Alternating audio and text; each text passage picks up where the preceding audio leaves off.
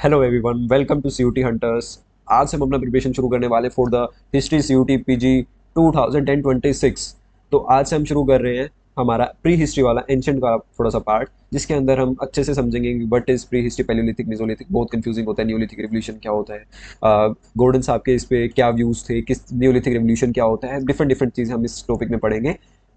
पहले ये समझते हैं कि हम क्या टाइमलाइन से पढ़ेंगे, किस तरीके से बढ़ेंगे, क्योंकि हमारा मेन जो मोटिव है to clear the CUET PG exam. हमें जेएनयू में जाना है, हमें डीयू में जाना है। ठीक है, हम यहाँ कोई फैक्ट इकट्ठा नहीं करेंगे, कोई हिस्टोरियोग्राफी फालतू की नहीं पढ़ेंगे। We will just study whatever is needed for the exam.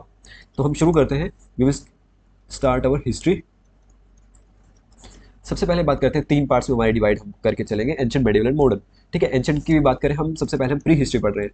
As the name suggest, this is the history that is pre. Simple भाषा में बताऊं, हिस्ट्री क्या होता है? हिस्ट्री वो होता है दैट इज समथिंग रिटन, और उसको पढ़ा भी जा सकता है। ठीक है, written and deciphered. Pre history क्या होता है? दैट इज नोट रिटन, जिसके लिए हमारे पास क्या है? सिर्फ आर्कियोलॉजिकल एविडेंसेस है। ठीक है, that is our pre history. उसके बीच का जो है that is proto history. Proto history की हम बात करते हैं। प्रोटो हिस्ट्री क्या होता है? इट इज द हिस्ट्री जिसके अंदर हमारे पास रिटन मटेरियल है, बट वो डेसिफर्ड नहीं है, जैसे हड़प्पन के टाइम पे होता था। ठीक है, तो प्री हिस्ट्री की एक टाइमलाइन बनाते हैं, समझते हैं कि किस टाइम पीरियड की बात कर रहे हैं। तीन फेजेस में हमने प्री हिस्ट्री को डिवाइड कर लिया। The first one is the Palaeolithic, the second one is Mesolithic, and third is Neolithic. Okay, तो इसकी भी हमें एक ईयर पता होना चाहिए कि किस पीरियड की हम बात कर रहे हैं। तो 6 मिलियन ईयर अगो से लगभग 35,000 के आसपास हम पैलियोलिथिक मान सकते हैं। ठीक है, इसमें भी अगर हम बात करें, we have sorry mesolithic. Mesolithic का अराउंड हमारा वही अगर हम बात करें 10,000 से, सॉरी दिस इज 10,000 देन 6,000। ठीक है, 10,000 से 6,000 तक हमारा मेसोलिथिक रहता है। देन न्यूलिथिक की बात करें, दैट इज रफली फ्रॉम 6,000 टू एंड 1,000 अप्रोक्स। ठीक है, अराउंड यही एक टाइम लाइन रहता है कि 6 मिलियन से लेके, सॉरी हाँ मैंने थोड़ा 10,000। ठीक है, अब पैलियोलिथिक को भी हम चीज़ों में डिवाइड कर सकते हैं, है ना। पैलियोलिथिक को हम lower Palaeolithic, middle Palaeolithic and upper Palaeolithic, तीन फेजेस में डिवाइड कर सकते हैं। ठीक है, तो उसकी ही बात करते हैं, बट हमारा सबसे पहला इंपॉर्टेंट है स्टोरी जानने का। ठीक है, इसमें देखो तीन हिस्टोरियंस या फिर तीन बुक्स की हम बात कर रहे हैं। ठीक है, वी गोल्डन है, उन्होंने एक टर्म कोइन की थी, that is the neolithic revolution. हम समझें कि न्यूलिथिक रेवोल्यूशन होता क्या है। ठीक है, इसके ऊपर उसके बाद एक दो नाम आते हैं, जैसे रॉबर्ट रॉबर्ट ब्रूस का नाम आता है, रॉबर्ट ब्रूस फूड का नाम आता है। इनका नाम समझेंगे, इनका नाम किस कंटेक्स्ट में आता है। इनका नाम पालावरम हैंड एक्स से रिलेटेड आता है, इन्होंने इसकी खोज की थी। इसके बारे में समझेंगे। हम समझेंगे उपिंदर सिंह इस पर क्या कहती हैं, समझेंगे कि उपिंदर सिंह का बेसिकली अगर मैं आपको सिंपल भाषा में उनका व्यू बताऊं, शी सेड कि न्यूलिथिक एज, हम न्यूलिथिक की बात करें, is not just about the adoption of agriculture but also new form of social organisation and the belief systems. Basically ऐसी कुछ बात हमारी उपिंदर सिंह करती है। ठीक है, फिर एक इंपॉर्टेंट जो पॉइंट इसमें आता है, दैट इज डोमेस्टिकेशन क्यों होता है during the time of neolithic. But अब हम we will study it from like जो हमारी क्रोनोलॉजी है उस हिसाब से। सबसे पहले हम पैलियोलिथिक मैन की बात करेंगे, किस तरीके का हमारा पैलियोलिथिक का पीरियड रहता है। ठीक है, किस तरीके से हमारा मटेरियल कल्चर का एवोल्यूशन होता है, स्टोन टूल्स यूज होते हैं। ठीक है, क्वार्ट्स के स्टोन टूल्स, ठीक है, क्वार्ट्स के। तो पहला फेज हमारा लोअर पैलियोलिथिक है, जिसके अंदर जो टूल्स थे दे वर वेरी वीक, काफी अनरिफाइंड से थे। ठीक है, उसके बाद अगर हम बात करें, जैसे जैसे टाइम गया टूल्स का साइज बढ़ता गया। ठीक है, और छोटे छोटे होते गए और रिफाइन होते गए। इसी तरीके से हम बात करें तो एक कोर की टेक्निक आनी शुरू हो गई। ठीक है, जो बिगर पीस है उसको छोटे पीस से ऐसे तोड़ा गया, उसकी आउटर लेयर को निकाल के उसमें से जो इनर पार्ट है उसको एज अ टूल यूज किया गया। ठीक है, फिर मिडल पैलियोलिथिक आता है, उसमें फ्लेक टेक्निक आ जाती है। ठीक है, जो आउटर लेयर है उसको रिमूव करके यूज किया जाता था एज अ टूल। ठीक है, देन इन अपर पैलियोलिथिक हमारे पास जो पहले में कोर वाली हमने समझी, फिर फ्लेक वाली in the middle. Then in upper palaeolithic we have blade technique. ठीक है, काफी शार्प एज वाले होते थे। ठीक है, एक टूल को मार मार के उसको काफी शार्प कर दिया जाता था। ठीक है, that is in the upper Palaeolithic. ठीक है, काफी हमें बोन टूल्स भी मिलते हैं जो एंटलर्स के, स्टैग के बोन के बने हुए हैं। ठीक है, उसके बाद अगर हम बात करें, एक साइट आती है जहां पे हमें बोन टूल्स मिलते हैं, that is at Kurnool district, Andhra Pradesh. ठीक है, अब समझते हैं इस एरिया में पैटर्न कैसा था लिविंग का, what kind of living pattern is there, then what is the geographical area occupied. ठीक है, इसमें हम बात करें तो लैंग्वेज का भी इवोल्यूशन हो रहा था। अब लोअर की बात करें, मिडल की बात करें, तो उस पीरियड में क्या होता था, देर वोर नो एज सच लैंग्वेज। ठीक है, अपर पैलियोलिथिक में हम देखते हैं कि लैंग्वेज आती है। ड्यूरिंग द पैलियोलिथिक एज जो मैन है वो फुट हिल्स में रहते थे, माउंटेन्स की। ठीक है, बट जो नॉर्दर्न हमारे प्लेन्स थे वो भी ऑक्यूपाइड नहीं थे। साथ में हम बात करें, क्योंकि इसका एक रीज़न भी हम दे सकते हैं, जो रिवर्स थी देवर बेसिकली हम बात करें कि काफ़ी नैरो थी हिल्स के अराउंड, तो उनको क्रॉस करना भी ईजी रहता था, कोई ऐसी डिफिकल्टीज उन्हें नहीं आती थी। रिवर्स के पास उन्हें स्टोन भी बहुत ईजिली मिल जाते थे। सोशो इकोनॉमिक लाइफ की बात करें तो इन दिस पैलियोलिथिक की बात करें, यहाँ पे उनको फायर का भी इतना नहीं पता था। ठीक है, तो जो अर्लीस्ट मैन थे वो फ्रूट और जो रूट्स होती है उन पे ही सर्वाइव किए। अर्लीस्ट ग्रेव का एक हमें एग्जाम्पल मिलता है, जो अर्लीस्ट ग्रेव हमें मिलती है दैट इज एट कुरनूल। ठीक है, तो जो पेलियोलिथिक मैन है उनको काफ़ी इंटरेस्ट आता है पेंटिंग में। हम भीमबेटका का एक एग्जाम्पल देखते हैं। ठीक है, भीमबेटका केव हमें दिखती है जहाँ पे हमें one of the earliest painting हमें मिलती है। ठीक है, अब बात करें 1 लाख साल पहले की बिल्डिंग पेंटिंग मिलती है। ठीक है, रेड और वाइट कलर का यूज मोस्टली इस पीरियड में हमें दिखता है।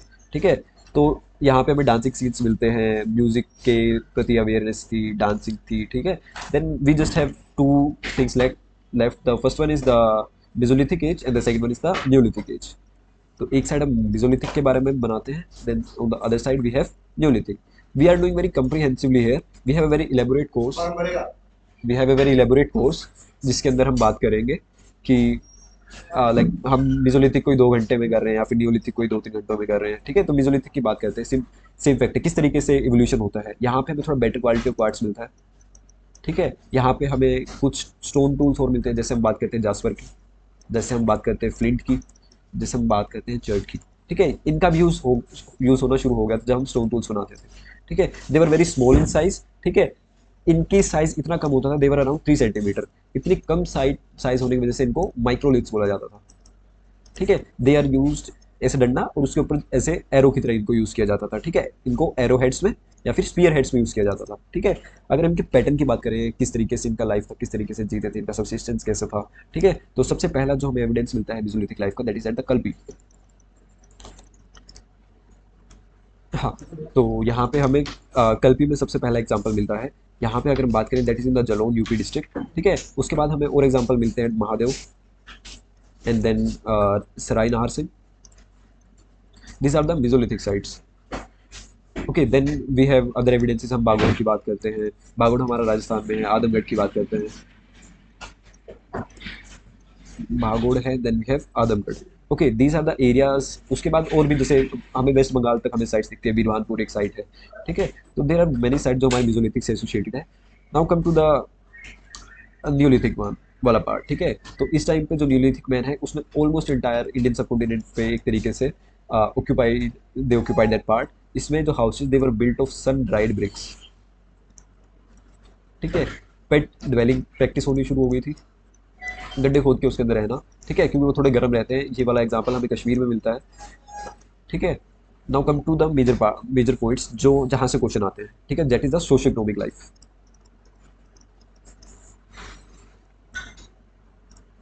ठीक है, सोशो इकोनॉमिक लाइफ वाला पार्ट इंपॉर्टेंट है। देखो, यहाँ की बात करते हैं 8,000 साल के आसपास क्या होना शुरू हो गया, जो क्लाइमेट था थोड़ा थोड़ा गर्म होना शुरू हो गया। ठीक है, अब जैसे ही मौसम गर्म होगा तो जितनी भी फास्ट विंड है वो थोड़ी सूखी हो जाएगी। ठीक है, टेम्परेचर थोड़ा सा इंक्रीज हो जाएगा, जिसकी वजह से पानी सूख जाएगा। ठीक है, और जो वेजिटेशन के लिए लैंड है वो थोड़ा क्लियर हो जाएगा। इन सब रीजन की वजह से एक क्लाइमेट में इंप्रूवमेंट दिखेगा। उसके बाद हम जो पॉपुलेशन साइज है ह्यूमन की बात करेंगे, वो भी इंक्रीज होगा। अगर पॉपुलेशन बड़ा होगा तो नए नए ग्रुप्स बनेंगे तो कम्युनिटी वाला लाइफ शुरू होगा। तो यहाँ से हम बात कर सकते हैं कि कम्युनिटी लाइफ शुरू हो जाता है मेसोलिथिक में। ठीक है, उसके बाद अगर हम बात करें, पॉपुलेशन बढ़ रहा है तो लोगों की डिमांड बढ़ रही है। ठीक है, हंटर और गैदरिंग वाली एक्टिविटीज़ वो भी बढ़ जाती है ना।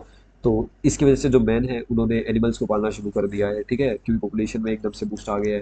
ठीक है, तो डोमेस्टिकेशन ऑफ एनिमल्स हमें इस पीरियड में दिखता है। ठीक है, डोमेस्टिकेशन ऑफ एनिमल्स, इसमें भी हम क्या बात देखते हैं, इन एनिमल्स को इस तरीके से यूज़ किया जाता है that will lead to the pastoral life.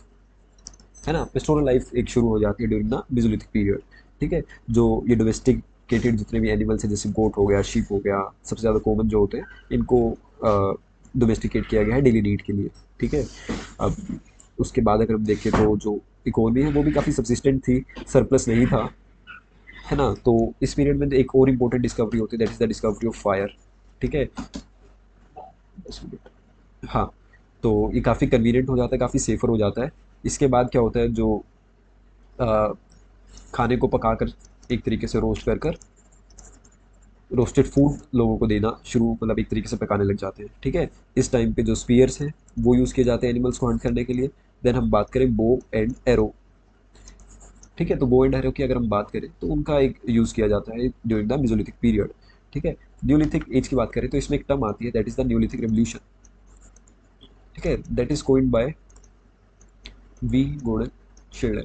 तो वो इसको एक रेवोल्यूशन के तौर पे क्यों दिखाते हैं वो बात हम समझेंगे। अराउंड 5000 बीसी के अराउंड क्या होता है, टेम्परेचर और अच्छा होता है। ठीक है, पॉपुलेशन और क्वाइट सिग्निफिकेंट। हाँ, तो हम बात कर रहे थे न्यूलिथिक एज के बारे में। वी आर अराउंड 5000 बीसी, यहाँ पे पेस्टोरल इकोनॉमी की हम बात कर रहे थे। इसमें क्या होता है, फर्स्ट टाइम पे जो मैन है he will become the producer of the food. ठीक है, खाने का प्रोड्यूसर बन जाता है। But does the producer mean, एक तरीके से एग्रीकल्चर स्टार्ट हो जाता है। That's why the starting of agriculture is here is known as the neolithic revolution. है ना, रिवोल्यूशन इसको इसीलिए बोला जाता है बिकॉज इट इज, अलार्म बज गया ना, हो गया टाइम। हाँ, तो इट्स अवर टाइम अलार्म, हमारा टाइम ओवर हो गया, but we will just end this topic. Okay, तो इस पीरियड में producer of food they will become, and इस तरीके की हमारी स्टोरी रहती है। यहाँ पे हमें सबसे पहला एग्जाम्पल जो मिलता है नोमैडिक लाइफ का, वो एंड होते हुए दिखता है। एंड मेहरगढ़ हमारी एक साइट है। ठीक है, जो मेहरगढ़ हमारी साइट रहती है वहाँ पे हमें अर्लीस्ट विलेज हमें दिखता है सबसे पहला। ठीक है, first example of earliest village जो हमें मेहरगढ़ में दिखता है, that is during this period only. Okay, इसी पीरियड में एक और हमें इंपॉर्टेंट इन्वेंशन दिखती है, that is the invention of wheel. ठीक है, इसमें अगर हम बात करें सोशो इकोनॉमिक इंटरेक्शंस की, वो बढ़ जाती है। ठीक है, मटेरियल कल्चर बढ़ जाता है। फर्स्ट टाइम पे जो मैन है वो सेल्ट्स का यूज़ करता है। ठीक है, ग्राइंडिंग और पॉलिश करके टूल्स का यूज़ करता है। ठीक है, तो इस पीरियड में मेजर मेजर से ये इनोवेशंस होते हैं। इसके अलावा पोल्ट्री कल्चर हमें दिखते हैं, पेस्टोरल और एग्रीकल्चर कम्युनिटीज़ किस तरीके से स्प्रेड करती है through out the India, that is also very important part, जिसको हम इवेंचुअली कवर करेंगे। इसके बाद हमारा मेगालिथिक वाला कल्चर आ जाता है, then we will shift to Harappans. Okay, so this was about like हमारा अर्लियर जितना भी चैप्टर रहता है जो हमने कवर किया। एंड इसके अलावा जो हमें कवर करना है, we will eventually complete that medieval and the modern वाला पार्ट। ठीक है, आज के लिए हम इतना ही करते हैं। If you have any doubt